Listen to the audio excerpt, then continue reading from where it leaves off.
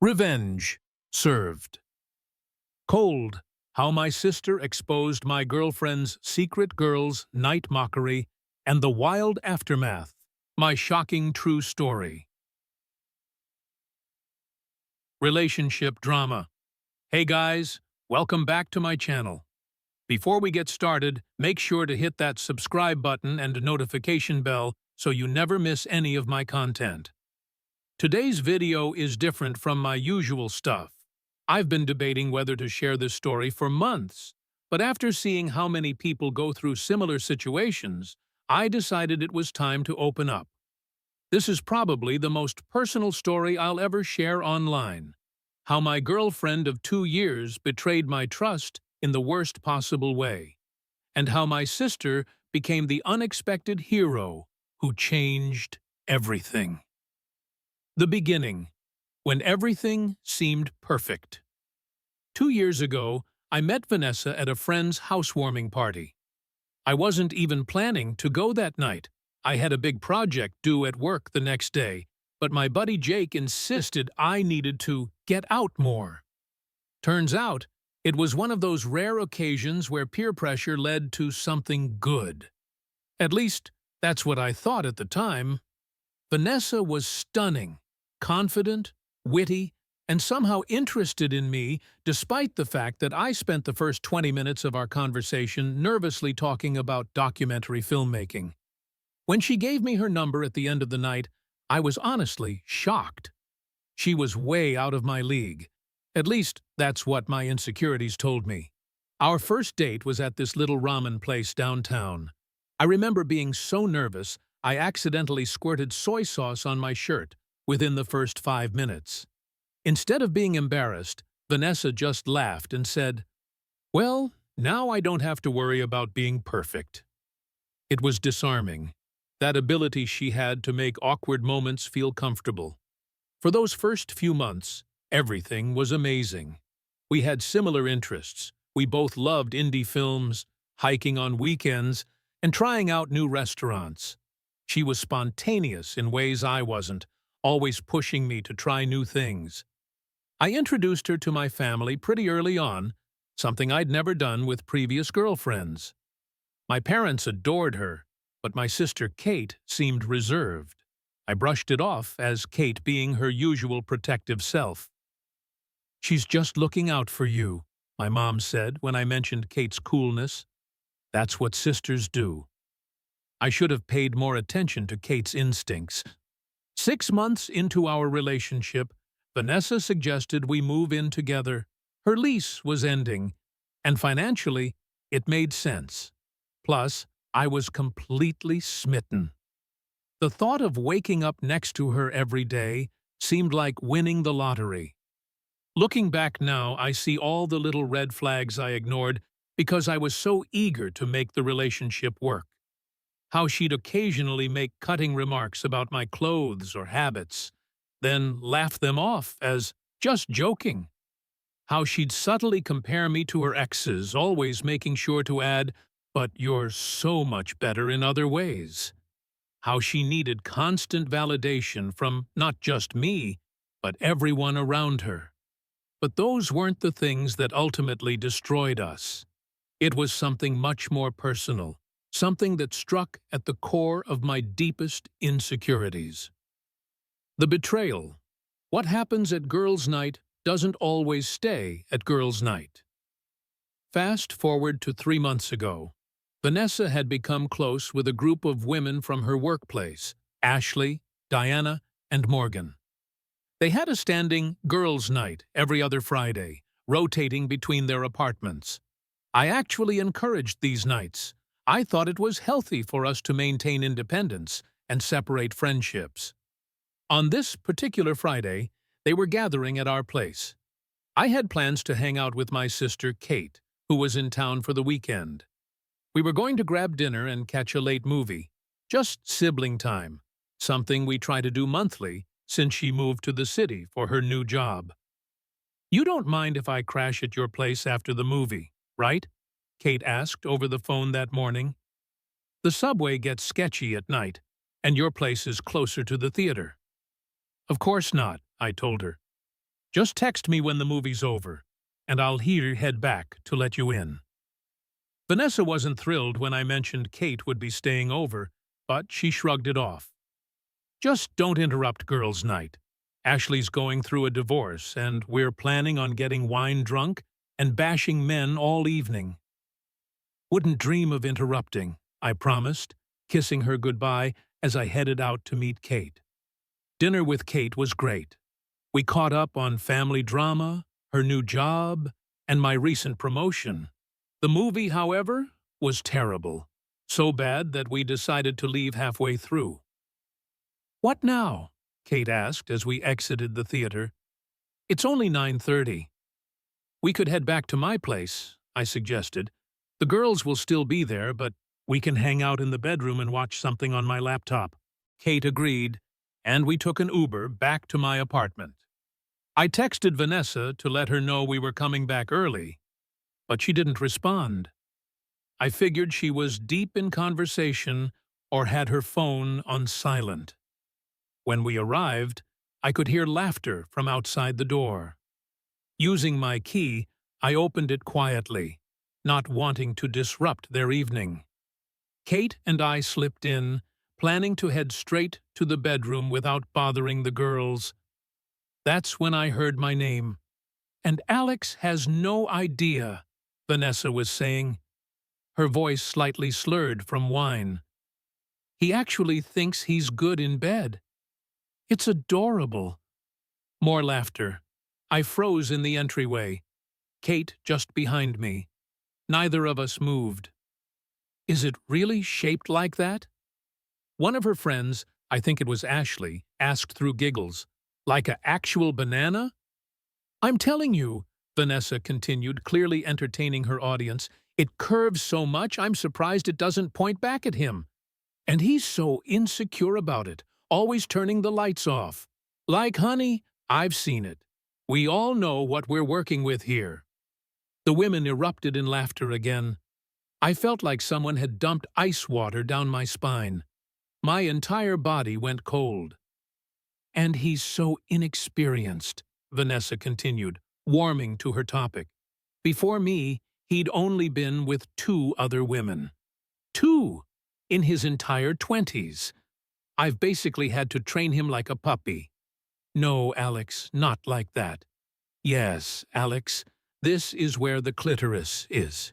She was using a condescending baby talk voice that I'd never heard from her before. Her friends were practically howling now. "Why are you even with him?" Diana asked, wiping tears of laughter from her eyes. "He's stable," Vanessa said simply. "Good job, nice apartment, adores me. And he's so grateful for any sex that he doesn't complain when I'm not in the mood for weeks. Plus, his sister works for that fashion magazine I love. Employee discount. Hello?" I couldn't move, couldn't breathe. Kate put her hand on my shoulder, her grip tight. Whether she was restraining me or supporting me, I wasn't sure. "Also," Vanessa lowered her voice conspiratorially, though I could still hear her clearly, "his parents are loaded. Did you see the Christmas gift they gave me? The Tiffany bracelet was worth more than my monthly rent at my old place." "Smart girl," Morgan approved. "Secure the bag while training the puppy." They clinked glasses, and I finally unfroze. I turned around, pushing past Kate, and walked straight back out the door, closing it quietly behind us. Kate followed me silently to the elevator. Once inside, my legs gave out. I slid down against the wall, my whole body shaking. Kate knelt beside me, her arms around my shoulders. "Alex, I'm so sorry," she whispered. "She's trash, absolute garbage." I couldn't speak. The humiliation was too complete, too overwhelming. Every insecurity I'd ever had about my body, my sexual experience, all of it, Vanessa had not only noticed but had turned it into entertainment for her friends. And worse, she'd admitted she was with me for material reasons, not love. 2 years. 2 years of what I thought was building a life with someone who respected and desired me. All a lie. What do I do? I finally managed, my voice sounding strange and distant to my own ears. First, we're getting a hotel room, Kate said decisively. You're not sleeping in that apartment tonight. Then tomorrow, we figure out the next steps. She helped me to my feet as the elevator doors opened, guiding me out of the building like I was drunk or injured. In a way, I was both, intoxicated with shock and wounded in places that no one could see. The aftermath, when your world implodes in 24 hours. That night in the hotel room was one of the worst of my life. I barely slept, replaying Vanessa's words over and over in my head. Kate stayed up with me, ordering room service ice cream at 2 a.m., letting me talk when I wanted to, and sitting in silence when I couldn't find words. By morning, my shock had crystallized into a cold, hard anger. Not just at Vanessa, but at myself for being so blind. I need to confront her, I told Kate over our complimentary hotel breakfast, which neither of us was eating. Are you sure that's what you want to do? Kate asked carefully. You don't owe her an explanation or a confrontation. I need to look her in the eye, I insisted. I need to see if she'll lie to my face again. Kate didn't try to talk me out of it. Instead, she offered to come with me. Having her there would make it harder for Vanessa to manipulate the situation. We returned to my apartment around noon. Vanessa was still in her pajamas, nursing a hangover with coffee and aspirin. She looked surprised to see us both. "Where were you last night?" she asked, eyes narrowing at Kate. "I was worried when you didn't come home." "Were you?" I asked, my voice steady in a way I hadn't expected. "Worried about me or worried about losing your stable lifestyle?" Her face went blank for a second before she composed herself. "What are you talking about?" "We came back early last night," Kate said before I could respond. "Early enough to hear your little performance about my brother's body and sexual experience. Every word of it." Vanessa's face drained of color. She set her coffee mug down with a shaky hand. "Alex, I was drunk. It was just stupid girl talk. You know how people exaggerate when they're drinking." "Exaggerate?" I repeated. "So you were just exaggerating about using me for my money and family connections? About how you've been training me like a puppy? About how my body disgusts you?" "I never said your body disgusts me," she protested, tears starting to form. Always quick with the tears when confronted. I noticed. "You're twisting my words." "We both heard you, Vanessa," Kate said coldly. "Word for word. There's no twisting needed." Vanessa switched tactics, moving toward me with her arms outstretched. "Baby, I'm so sorry if what I said hurt you. But it was just drunk girl talk. Everyone does it. I bet you say things about me to your friends, too." I stepped back, avoiding her touch.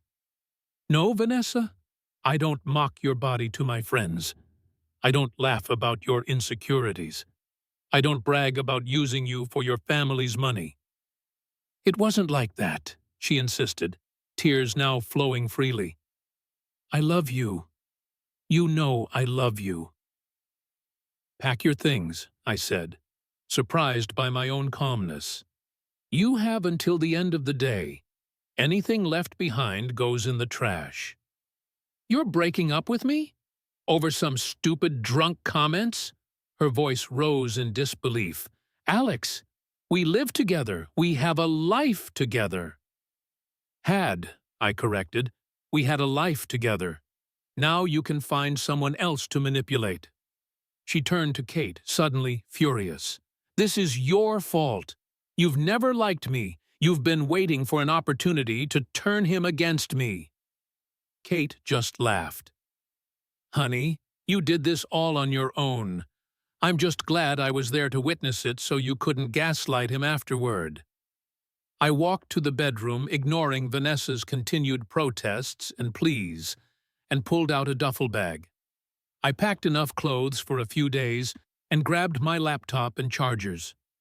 "I'll be at Kate's," I told Vanessa, who was now alternating between sobbing and cursing. "Text me when you've removed your things." As Kate and I left, Vanessa screamed after us, "You'll regret this. No one will love you like I do." I remember thinking, I certainly hope not. The unexpected twist. When karma has your sister's phone number. I stayed at Kate's studio apartment for the next week. My body was physically present at work, in meetings, on calls, but my mind was somewhere else entirely. I kept cycling through feelings: humiliation, rage, grief, self-doubt. Back to humiliation again. Kate was incredibly patient, letting me crash on her sofa bed, bringing home takeout when I didn't feel like going out, listening to the same angry monologues night after night. "You need to see someone," she finally said after watching me stare blankly at her TV for an entire evening. "A therapist, I mean. This is eating you alive." She was right, of course. I started looking for therapists the next day. Meanwhile, Vanessa had cleared out her things but was still texting me constantly. Apologies, justifications, accusations, pleas to talk in person. I blocked her number after 3 days. What I didn't know was that while I was focused on putting one foot in front of the other, Kate had been busy. Kate works as an assistant editor at a major fashion magazine. Part of her job involves social media management and networking with influencers. She has thousands of followers herself and connections throughout the industry.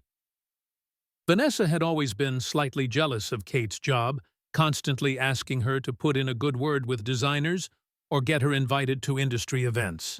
Apparently, the morning after we confronted Vanessa, Kate had called each of Vanessa's friends, Ashley, Diana, and Morgan, individually. "I'm not proud of what I did," Kate admitted to me later. "But I was so angry for you, and I knew she'd spin the story to make herself the victim." Kate had told each woman exactly what we'd overheard and how Vanessa had reacted when confronted. She was calm, factual, and devastating in her precision. "I just thought they should know the kind of person they were friends with," Kate explained. "Someone who would betray the most intimate trust for a few laughs. Today it was you being mocked. Tomorrow it could be one of them." The effect was immediate and far-reaching. Ashley, who was going through a painful divorce, was the first to contact Vanessa. According to the text screenshots Vanessa sent me before I blocked her, Ashley had written, "I trusted you with details about my marriage breakdown that I haven't told anyone else. Now I have to wonder if you're sharing those too for entertainment. Don't contact me again." Diana and Morgan ghosted her completely. When Vanessa showed up at their usual happy hour spot the following Friday, they got up and left as soon as she arrived. But Kate didn't stop there.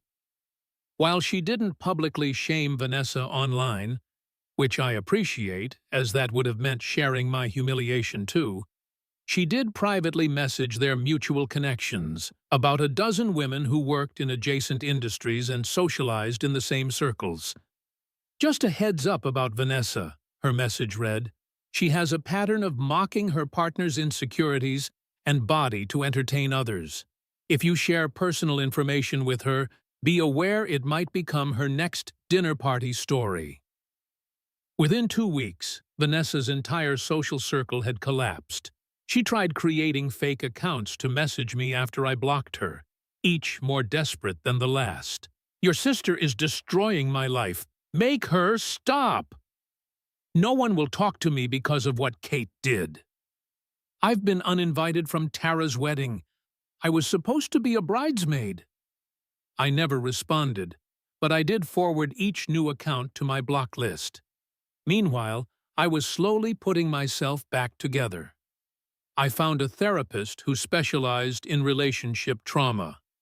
I started working out again, something I'd enjoyed before meeting Vanessa, but had gradually stopped doing because she always complained about the time it took.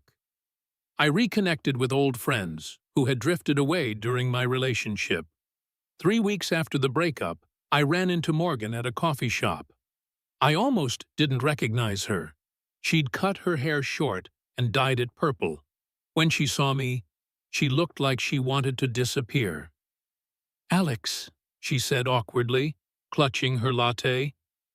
I, I'm so sorry about what happened." I nodded stiffly, not sure what to say. Part of me wanted to tell her off for laughing at Vanessa's cruel jokes. Another part recognized she was clearly ashamed. "Kate told us what we did to you," Morgan continued, her voice low. "I've never felt so horrible about myself. The way we all just sat there laughing." She shook her head. "It was cruel and immature and just wrong." "Why?" I asked, the question that had been haunting me for weeks. "Why was it so funny to all of you?" Morgan looked genuinely distressed. "It wasn't funny. Not really. I think we were all just trying to impress Vanessa. She has this way of making you feel special when you're in her inner circle and excluded when you're not. If she was mocking someone, joining in meant you were safe from being the next target." She paused. "That's not an excuse. Just trying to explain." I nodded again, understanding more than I wanted to. Hadn't I done the same thing in smaller ways? Laughed at Vanessa's cutting remarks about strangers to stay on her good side? "For what it's worth," Morgan added, "none of us are speaking to her anymore. Not after what Kate told us." "What did Kate tell you exactly?" I asked, curious about my sister's approach. "She asked how we'd feel if our most intimate insecurities were shared for entertainment. She reminded us that people who betray one person's trust will betray anyone's."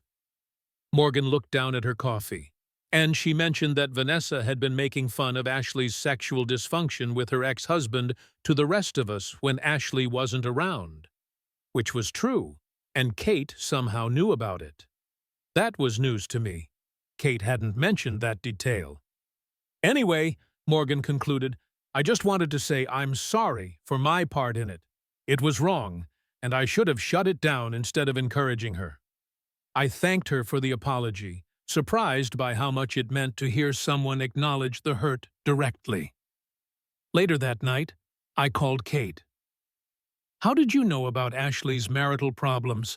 I asked after we'd chatted about our days. There was a pause on the line.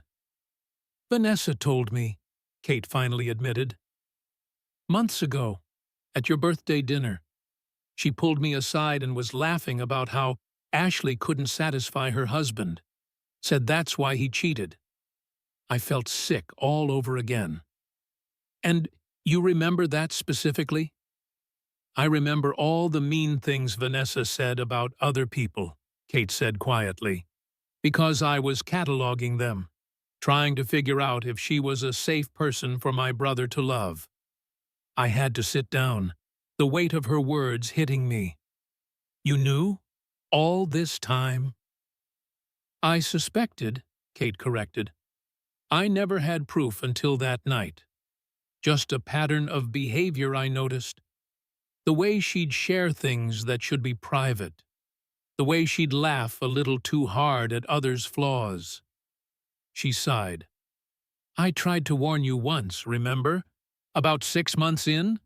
You accused me of being judgmental." I did remember. Kate had pulled me aside after a family dinner and said, "Be careful with her, Alex. I think she enjoys other people's humiliation a little too much."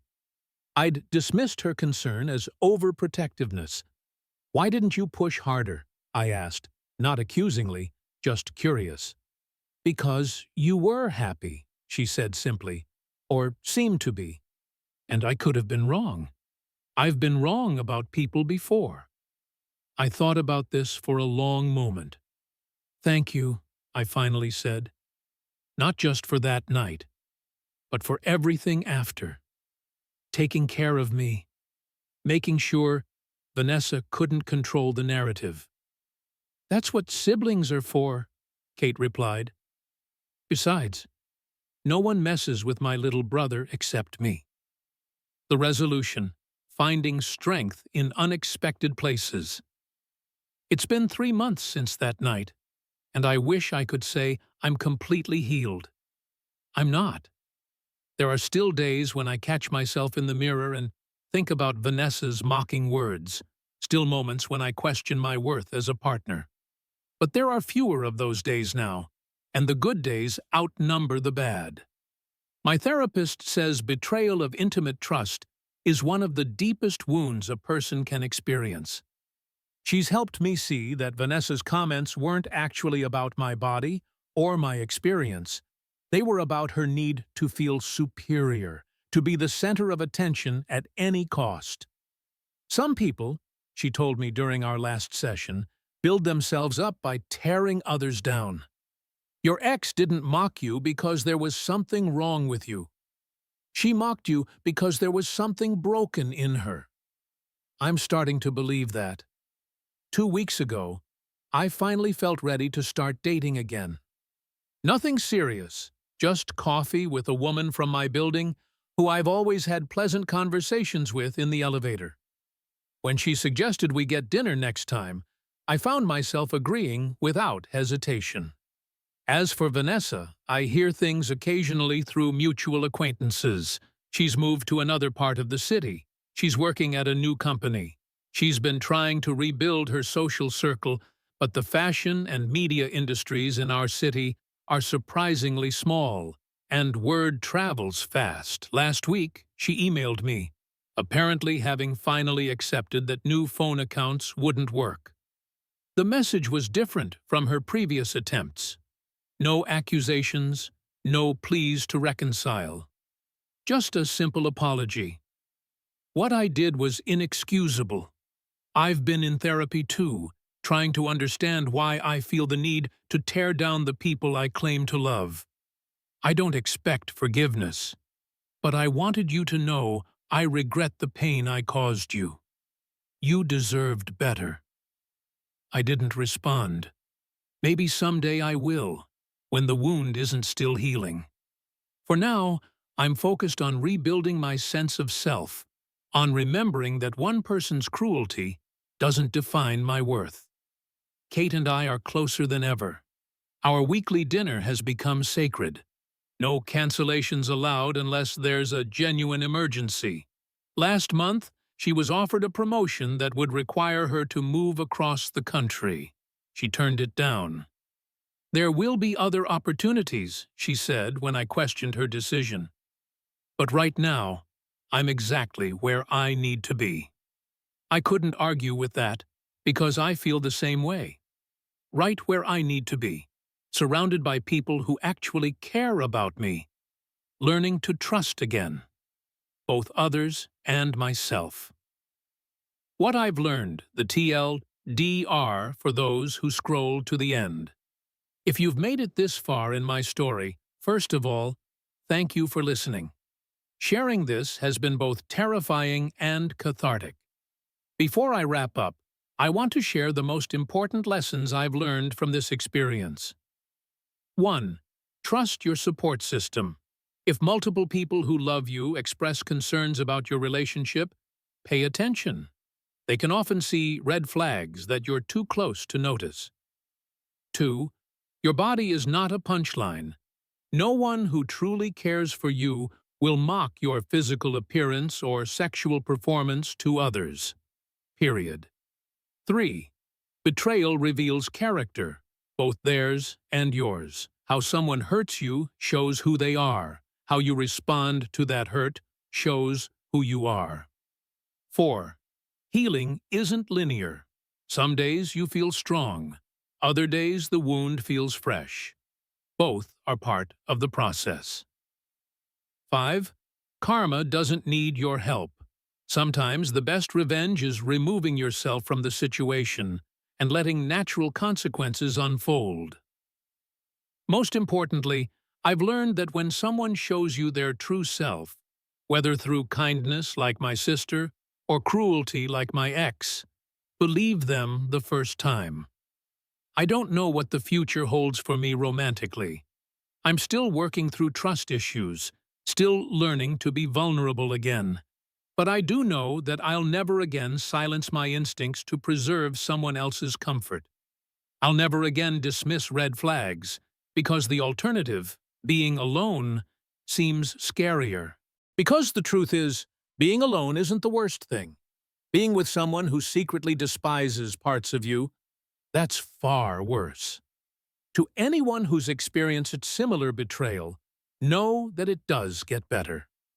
The shame that feels all-consuming right now will fade. The self-doubt will quiet. And eventually, you'll find people who celebrate rather than mock the things that make you uniquely you, including, most importantly, yourself. Thanks for watching, guys. If this video helped you in any way, please consider subscribing. And remember, you can't control how others treat you, but you can always control how long you allow it to continue.